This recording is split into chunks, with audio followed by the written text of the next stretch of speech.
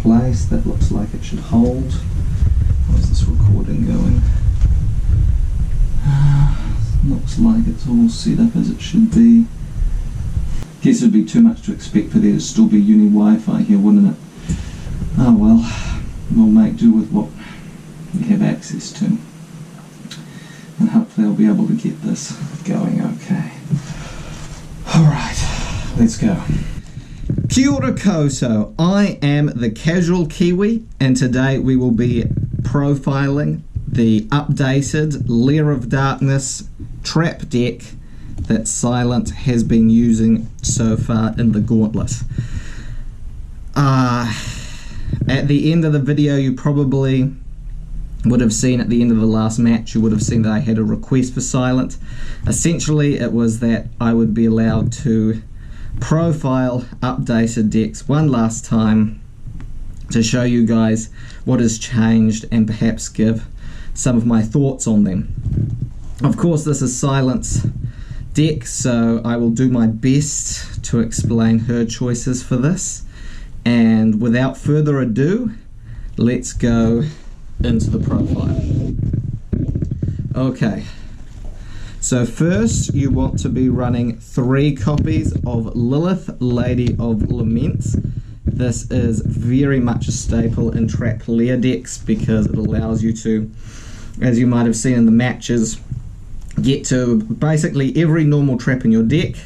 It also is one of the few lair cards which is a quick effect, so it can be very useful tributing monsters on your opponent's turn or in the battle step. And of course in this build, it's also one of the key pieces of your ties combo that you would have seen Silent use to fairly devastating effect. In addition to that, Silent is running 1 Malice, Lady of Lament, and 1 Darkest Diabolos, Lord of the Lair. These are both one-offs. I would say the best way to describe these 2 cards is this one helps you win games. It's the biggest body in the deck, and this one helps you in the grind game. When you might be running out traps in your deck, allows you to get back resources and can be very helpful. Next up, you have 3 copies of Ahrima, the Wicked Warden. You have seen me citing Mind Crush to help combat against this card, which you see in basically every version of Lair of Darkness because it is the terraforming of this deck. It searches Lair of Darkness, super useful. You can also use it to get Diabolos out on the field with its tribute effect. Very handy in the deck. Next, for other kind of support to Lair of Darkness, Silent is playing 3 copies of Tour Guide. Now, Tour Guide is very handy because of its special summon effects. You can go into links with it. Some decks do run Anaconda. Neither Silent nor I run Anaconda in any of our decks because we have to use a shared card pool essentially, and it's just too expensive. But this is still very useful for going into basically all of your extra deck link options that Silent has access to, and just to get some of the cards like Sangan or Scarm into the graveyard by summoning them out from the deck. Speaking of Scarm and speaking of Sangan, we played 2 copies of Scarm and 1 copy of Sangan. Now, all of these cards are super handy in the ties combo. This was popularized, I think, by David T, as was talked about in the original profile for this deck, the one we made together.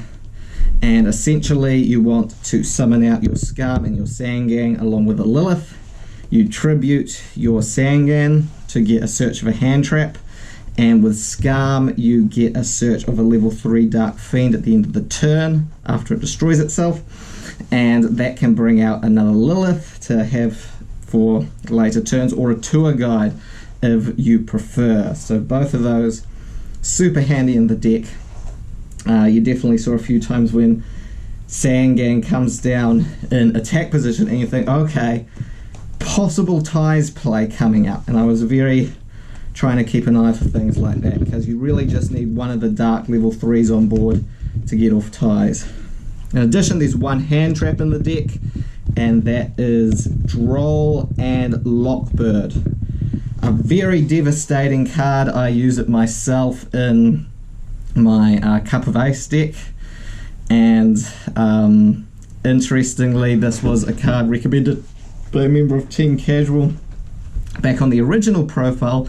Shouts out to Johnny Kitsune. I think I'm saying that right, apologies if not, because this just is crazy with Trickstar Reincarnation. And with the ties combo, you can search out your Reincarnation and your Droll and Lockbird, which I was desperately trying to stop when I could, especially against my Lyrilisk 1000 earlier in the Gauntlet. So yeah, that's quite the troublesome card. That's it for the monster lineup. It's fairly compact. We'll now go into the spells. You've got 3 copies of Lair of Darkness. This is a card that I personally for a long time ran at 2 to avoid bricking, but I definitely understand the choice to run at 3, and I think I've come around to that logic more myself with some of the options. It's just really strong to be able to get this card to your hand as quickly as possible, and Silent's very good at doing that. It very much unlocks a lot of the potential of the deck, allowing you to get Lair tokens and allowing you to tribute your opponent's monsters. At times I've been trying my best, because if you use this on your opponent's turn, then they get the Lair token. So things like Lava Golem that I ran in Lyrilisk 1000 was a little bit of a lifesaver at times because of Lair. But despite those two-edged swords properties, most of the time your deck just takes far more advantage of it, Silent. And it is going to be a continual trouble for me to deal with, I think, throughout the Gauntlet matches to come. But yes, that is 3 Lair of Darkness. Then we have triple Allure of Darkness. Again, you're playing almost all dark monsters, so it makes sense to play some sort of draw spell that takes advantage of that. Very good in the deck. 3 Ties of the Brethren. As I was saying before, this is very much your main combo piece. If you can get this off, you're in a very strong position to win the duel. Definitely something I had to be super wary of. And finally, 1 copy of Foolish Burial, which can be quite good for seeing a Scarm or a Darkest Diabolos to grave. So that's it for the spell lineup. For the traps, we have 3 Trap Trick. I was proxying this in my Totally Time Lords because these copies were in Silent's deck. Trap Trick, super good in the deck, something we didn't have access to when we first profiled it. Being able to search out and deck thin to get to the traps you want when you want them is super handy, and a very strong show off of Lilith's effect, so very handy. Then you have 3 Dogmatika Punishment. This was a brutal card. You'll see in the extra deck how she's got options to utilize this quite well. Again, a very new good card, and one that at times was, you know, game deciding. So very important to have 3 Trickstar Reincarnation. That I imagine is what was cited out for Eradicator Epidemic Virus in that last duel.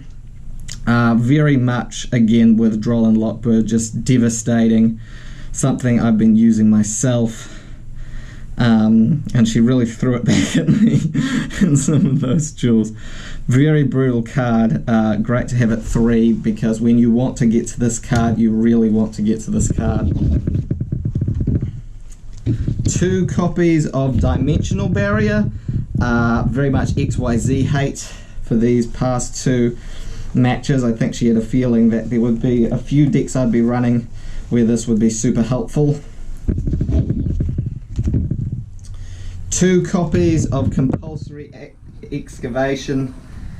Compulsory Evacuation device. Again, very scary card. Can be quite useful against Time Lords in particular, but also one I run in my Time Lock deck. And yeah, definitely can be one of those cards that can help you win games by just clearing off any last resistance that your opponent might have. So definitely something to be wary of. Finally, the only non-normal trap in the deck is one copy of Red Reboot. I believe this was also in the original profile of Tindangle OTK. Even at 1, it can still be one of those things that, especially in like the Totally Time Lords matchup, can give you that extra turn and can help shut me out of some of my paleos. So very good card to have in general. If you're using Silence deck IRL, then Red Reboot is just a really good card to have access to, especially with infinite impermanence out there in the format. Okay, so I'll put that to one side. On to the extra deck. Okay, so we have 2 copies of Beat Cop from the Underworld. Amazing card in Lair, basically a Lair of Darkness card. I see why she played this and played it too. Tribute something, put a counter on Lair, just gives it extra protection, especially against my paleos actually. So really good choice there on Silent's part. I would say the same with Barricadeborg Blocker. It's a great recycling card if you've lost your Lairs in the graveyard, and can also protect your field spells. Don't think we saw much of this, but I see what's here. 1 copy of Wee Witch's Apprentice, just to get a little bit more damage on board. Nightmares, Unicorn and Phoenix for removal options. 1 copy of Link Karibo. I imagine if she had to summon Droll Lock Bird, this was a defensive option she could go into.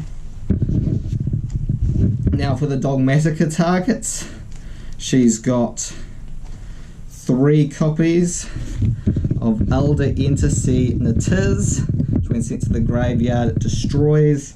It can also be used to chain block, which is very helpful to have against my paleos. And then we have 1 copy of Omega in the deck as well, which can be used for recycling monsters back into the deck or into the extra deck if necessary.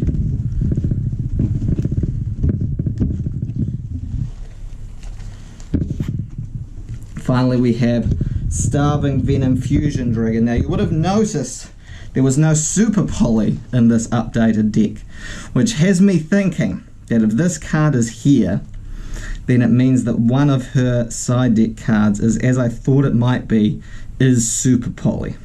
So that is something we always need to keep in mind, that if needed, Silent might be able to get access to that card, especially in games 2 or 3 if it comes up. It's also very clear she was prepared for what I was going to play. She has a copy of Totally Awesome and Lyrilusk Assembled Nightingale in there. These are Ghost Reaper targets, which she's also side decking.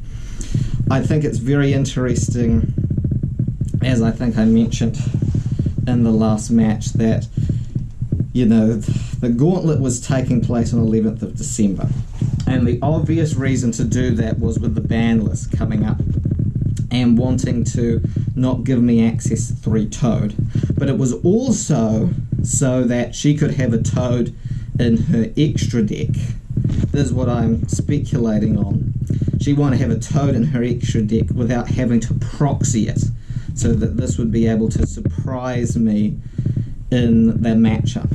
And I admit, it definitely threw me for a bit of a loop having that come down, but I think we managed to recover okay, thank goodness. But yeah, so that is the profile. So yeah, very interesting updated list for Lair of Darkness trap variant. Soon the elimination of it forever will take place. very torn on this deck in a lot of ways, because I think it's quite true that people, you know, the people you care about most often know the best ways to hurt you.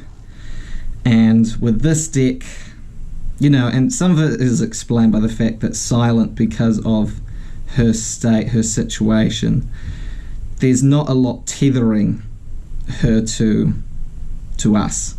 And as a consequence, she really needs a conduit to be able to deck build. It's difficult to explain.